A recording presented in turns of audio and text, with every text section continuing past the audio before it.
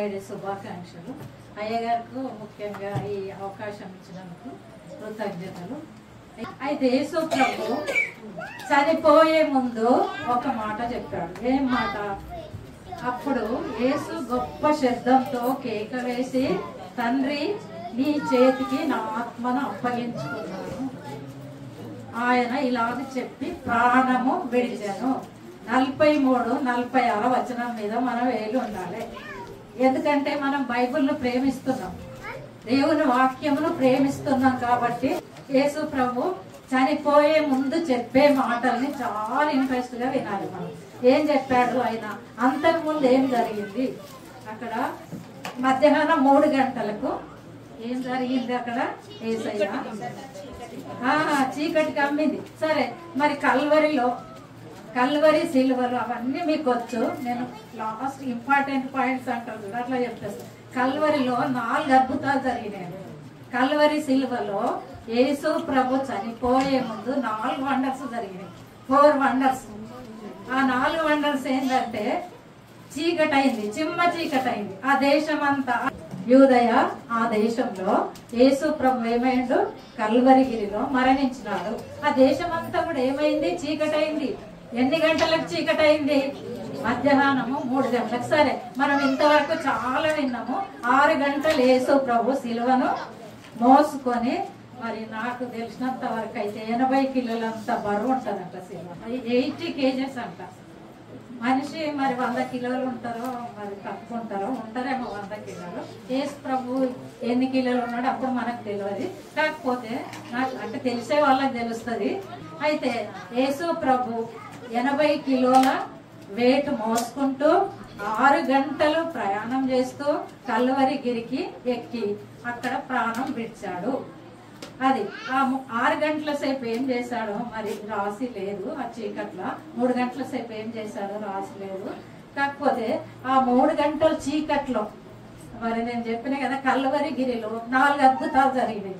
4 అద్భుతాలు ఏంటంటే, యేసు ప్రభు ప్రాణం విడిచినప్పుడు ఏం జరిగింది? అక్కడ చిమ్మ చీకటి అయిపోయింది.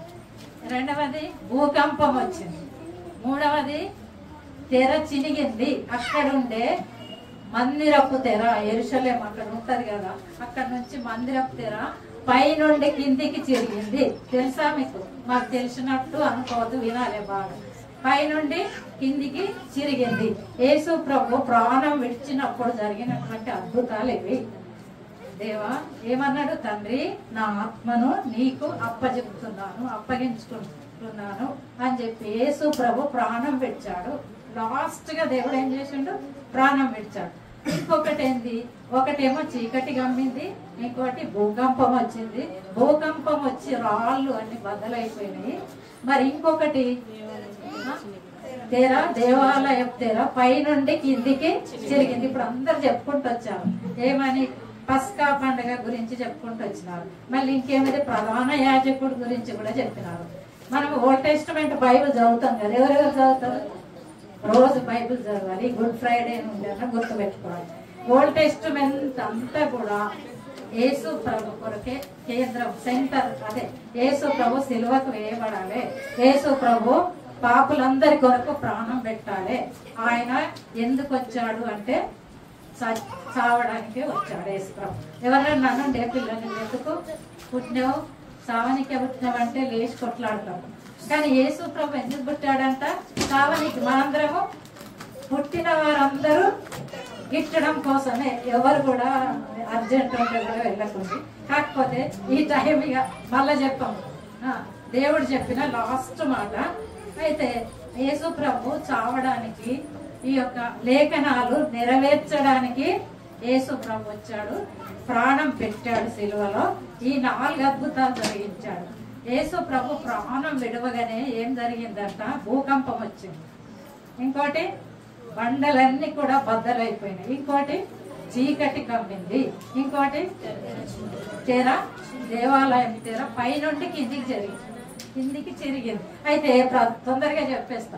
అయితే ప్రధాన యాజకుడే, ఓల్డ్ టెస్టిమెంట్ లోపల ప్రధాన యాజకుడే మనందరి అంటే అప్పుడు ఉండే ప్రజల పాపముల కొరకు ఒక హోటల్ను గొర్రె పిల్లను ఏదో వధించి ఏం చేసేవాడంటే ఆ రక్తం తీసుకొని మరి తన పాపంల కొరకు, ప్రజల పాపంల కొరకు ఎక్కడికి వెళ్ళాలి? అతి పరిశుద్ధ స్థలంలోనికి వెళ్ళాలి. అక్కడ ఏముంటది చెప్పండి?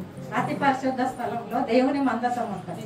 దేవుని మందసం మీద కెరూబులు చెరువులు ఉంటాయి. అక్కడ దేవుడు వచ్చి కలుసుకుంటాడు. మీరు కొంచెం ఓల్డ్ టెస్టిమెంట్ గమనిస్తే మరి దేవుడు ఎక్కడ కలుసుకుంటాడు అంటే పాత నిబంధనలో ఆ యొక్క అతి పరిశుద్ధ స్థలంలో దేవుడు కలుసుకొని అక్కడ మాట్లాడతాడు. ఆయన ఏం చేయాలనో చెప్తాడు. అయితే ఈ విధంగా జరిగేది ఆ కాలంలో. అయితే అవన్నీ కూడా ఒక్కటి చెప్తా, తెర చిరిగింది, దేవాలయం తెర చిరిగింది అంటే అడ్డం కట్టేవాళ్ళు.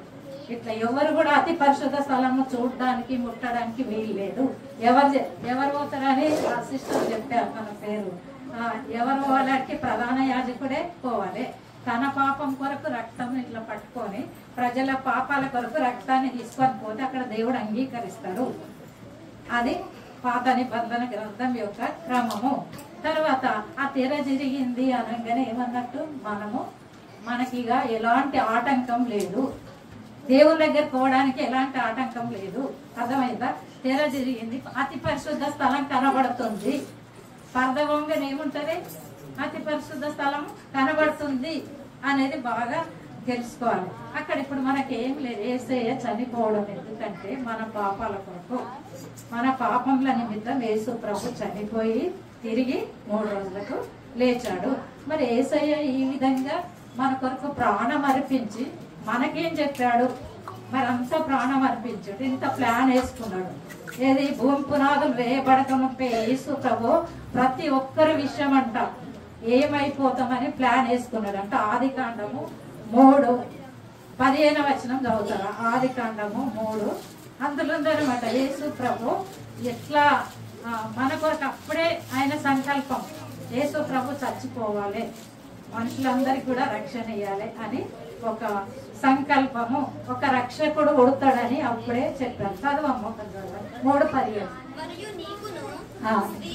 స్త్రీకి నీ సంతానమునకు ఆమె సంతానమునకు వైరము కలుగజేసెదను. అంటే స్త్రీ గర్భంలా ఒక కన్యక గర్భంన యేసు ప్రభు పుట్టి ఏం చేశాడంట? అందరికి రక్షకుడు అవుతాడు అని చెప్పి మనందరి కోసం ఫస్టే 3వ అధ్యాయంలోనే ప్లాన్ వేసాడు. గుర్తుందా బ్రదర్స్? 3వ అధ్యాయంలోనే ఆదికాండము మానవుని జన్మించినప్పుడు, మానవుని నాసిక రంధ్రంలో తన ఆత్మను ఊదినప్పుడే మానవుడు ఏమైపోతాడని కూడా దేవునికి తెలుసు. అప్పుడే ప్లాన్ వేసిండు. ఏమని ప్లాన్ వేసిండు? నేను వీళ్ళ కొరకు వెళ్తా, ఒక రక్షకుడిని పుట్టిస్తా. ఆ రక్షకుడు ఎవరు? యేసు ప్రభు. మనం ఇప్పుడు త్రిత్వం అంటాం, తండ్రి కుమార పరిశుద్ధాత్మ. త్రిత్వం అంటే తండ్రి కుమార, వేరే వాళ్ళు అనుకుంటాం ముగ్గురు కాబట్టి ముగ్గురు దేవుళ్ళు అంటాం. కాదు కాదు, తండ్రి కుమార పరిశుద్ధాత్మ ఒకే దేవుడు, ఒకే దేవుడు. తండ్రి కాలం అంటే యెహోవా దేవుడు ఉన్న కాలంలో తండ్రి అంటాము, కుమారుడు ఉన్న కాలంలో యేసు ప్రభు అంటాము. ఇప్పుడు పరిశుద్ధాత్మ కాలంలో మనం ఉన్నాం. అయితే ముందే ప్లాన్ వేసిండు దేవుడు. ఏమని ప్లాన్ వేసిండు? మనం దేవుని కంటే ఒక ఇష్టం ఉంది. ఏమిష్టం? మనందరం కూడా ఆయనతో ఉండాలి, ఆయన సంకల్పంలో ఉండాలి. పుట్టిన ప్రతి మానవుడు ఎక్కడ ఉండాలంట? పరలోక రాజ్యంలో ఉండాలి, తన ప్రక్కనే ఉండాలని ఆయన సంకల్పం. ఎవరి సంకల్పం? దేవుని సంకల్పం. మీరు ఎక్కడన్నా వెతుకోండి, బైబుల్ మొత్తం చదవండి, చదివి ప్రతి అక్షరాన్ని టిక్ చేసుకొని చూడండి. కానీ దేవుని ఉద్దేశము, దేవుని సంకల్పము భూలోకంలో పుట్టిన ప్రతి వ్యక్తి కూడా తన దగ్గర ఉండాలి అనే దానికోసము ప్రభు ఎన్ని కార్యాలు చేయవలసి వచ్చింది. ఎన్నో మనం శిలువలో ఎన్నో శ్రమలను అనుభవించాడు. అయితే ఒకటి, ఆ చీకటి కమ్మినప్పుడు ఏం జరిగిందంటే, కల్వరిగిరిలో చీకటి కమ్మినప్పుడు ఏం జరిగింది అక్కడ అంటే మరి నిశ్శబ్దం అయిపోయిందట. దేశం మొత్తం నిశ్శబ్దం. అది హిస్టరీలో ఎక్కడ లేదు. 3 గంటలు నిశ్శబ్దం అనేది ఏ చరిత్రలో కూడా లేదు. ఆ నిశ్శబ్దం ఉన్నది, కానీ నిశ్శబ్దం లేకుండా ఉన్నదని ఏ చరిత్రలో లేదు. అప్పుడు ఏం జరిగిందో ఎవరికి తెలియదు, కానీ దేశం అంతా చీకటి అయిపోయింది. అప్పుడు యేసయ్య ఏం చేశాడు? మన పాపాల కొరకంట విన్నారా? తను పాపంతో పోరాడినాడు అని ఉంది. చీకట్లో మన పాపాలను భరించడానికి, మనం చేసినటువంటి కఠినమైన పాపాలను భరించడానికి 3 గంటలు ఆ యొక్క శ్రమలు అనుభవించాడంట, చీకట్లో అనుభవించాడు. అయితే అంత కష్టంగా దేవుడు మనకు పాప క్షమాపణ కొరకు తన యొక్క శరీరంను, తనకున్న సమస్తమును, మరి తన బాధలన్నీ కూడా సిలువలో మోసాడు. అయితే మనకేమిచ్చాడు? రక్షణ.